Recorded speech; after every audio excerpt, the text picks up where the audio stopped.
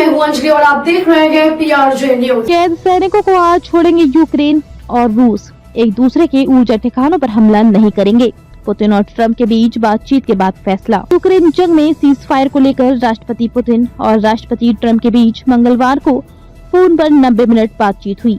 ये बातचीत भारतीय समय अनुसार शाम 7:30 बजे शुरू हुई थी। NYT के मुताबिक पुतिन 30 दिनों तक यूक्रेन के ऊर्जा ठिकानों पर हमला नहीं करने के लिए राजी हो गए हैं, बशर्ते यूक्रेन भी रूस के एनर्जी ठिकानों पर हमला नहीं करेगा। हालांकि यूक्रेनी शहरों और सैन्य ठिकानों पर हमले जारी रह सकते हैं। इसके साथ ही 19 मार्च यानी आज रूस और यूक्रेन 175 सैनिकों की अदला बदली करेंगे। रूस की मांग है कि 30 दिनों के सीज फायर के दौरान यूक्रेन में सेनाओं की गतिविधि बंद रहे। इसके साथ ही ब्लैक सी में जहाजों की सिक्योरिटी के मुद्दों पर भी बातचीत शुरू होगी। क्रेमलिन ने कहा कि दोनों राष्ट्रपतियों के बीच यूक्रेन मुद्दे पर डिटेल में बातचीत हुई। दोनों नेताओं ने ग्लोबल सिक्योरिटी और संबंधों को सामान्य बनाने पर बात की। पुतिन के बिजनेस प्रतिनिधि किरिल दिमित्रिएव ने कहा कि राष्ट्रपति पुतिन और राष्ट्रपति ट्रंप की लीडरशिप में आज दुनिया बहुत ज्यादा सुरक्षित जगह बन गई है। यूक्रेन राष्ट्रपति जेलेंस्की सैन्य सहायता पर बात करने के लिए फिनलैंड पहुंचे हैं। यहाँ पर वो यूक्रेन में हथियार उत्पादन में इन्वेस्टमेंट और यूरोप से एकीकरण चर्चा करेंगे। रूसी राष्ट्रपति ने G7 देशों का मजाक उड़ाते हुए कहा, ये इतना छोटा है कि इसे मैप पर देख ही नहीं सकते हैं। दुनिया पर अब पश्चिमी देशों का कंट्रोल खत्म हो रहा है। राजधानी मॉस्को में भाषण देते हुए पुतिन ने कहा कि पश्चिमी देशों की तरफ से हम पर लगाए गए 28,000 से ज्यादा प्रतिबंध रूसी अर्थव्यवस्था को नुकसान पहुंचाने में नाकाम रहे।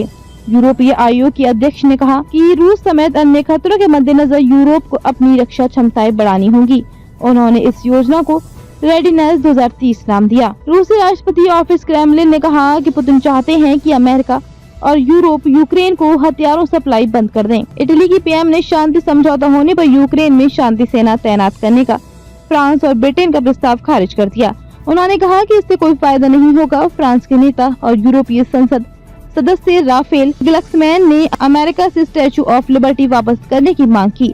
उन्होंने कहा कि अमेरिका अत्याचारियों के पक्ष में है। एक दिन पहले यानी सोमवार को ट्रंप ने मीडिया से कहा कि हम ये देखना चाहते हैं कि क्या हम उस युद्ध को समाप्त कर सकते हैं।